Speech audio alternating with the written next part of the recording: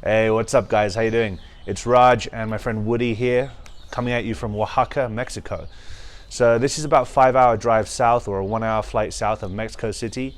Totally different vibe. Beautiful, low, colored buildings, chill pace of life, amazing food, mezcal. You'd love it. But this is a general video on 5 top tips if you're traveling to Mexico, specifically geared towards expats, nomads, that kind of thing. So let's just jump straight into it. Number 1, check to see if your accommodation has AC. So AC is not as prevalent here as it is in the US. Like, it's not just expected that you would have it. The first couple of Airbnbs we stayed in just had a fan, and let me tell you, when it's 85 degrees and humid, that does nothing. So if you're anything like me and you need a good night's sleep and you can't really survive with a fan or the window open, which also allows mosquitoes in, get AC. Make sure the pictures show you that it's like one of those installed units on the top. A lot of people have those cooling towers. They're okay, but you know, they obviously don't do as good of a job. But like, it's something to be mindful for, and you will thank me for it. The second thing, this is something that Vicky and a lot of people don't really pick up on, but like, I'm very vigilant about it. I've started asking to see Airbnbs if we're going to book it for a month prior to booking, because I'm checking to see if the windows are sealed.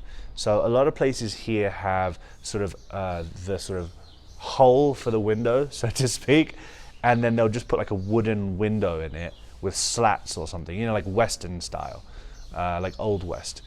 And they also have this variety where you can like pull the window slats like this. Like I'm butchering this totally, but this is open to allow airflow, and it's like a vent, and then this is closed. And essentially what that does is it just invites ants and mosquitoes. We actually had to leave an Airbnb the other day because it was just filled with angry red fire ants, like probably 100 of them, because of the windows. They're just not able to be properly sealed. So, you know, I want to know that if there was a fire in the apartment, no smoke would get out. Like, I want an airtight seal. Why? Because the AC is going to work better, and I'm comfortable that no bugs are going to get in. Call me a big baby, but I don't like sleeping when there's mosquitoes buzzing around my ear. I can't get a good night's sleep. So that's another huge tip for you guys. Check the windows and doors. Next, check the Wi-Fi speeds. Whenever I go to an apartment or a co-working facility, I don't take their word for the Wi-Fi, because what's good Wi-Fi here versus what's good Wi-Fi back for me in the Northeast in the US, totally different thing. We're talking different languages. So, you know, 5 meg is not going to cut it for me. If you work on video conference like I do, like Zoom and things like that, you're going to need some solid bandwidth. Listen to me, I sound like a tech guy.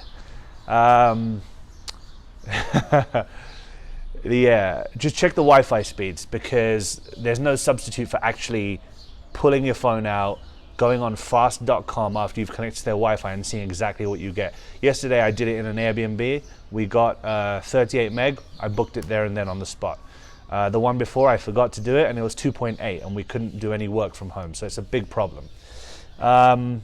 Finally, 2 very simple ones. Number 4, don't throw your change away. Change is invaluable out here, because if you ever want to use the toilet, look for the sign that says WC all around. That's el baño, that's the toilet. And for like 5 or 6 pesos, they'll let you go use it. Ladies, they'll give you a little bit of toilet paper.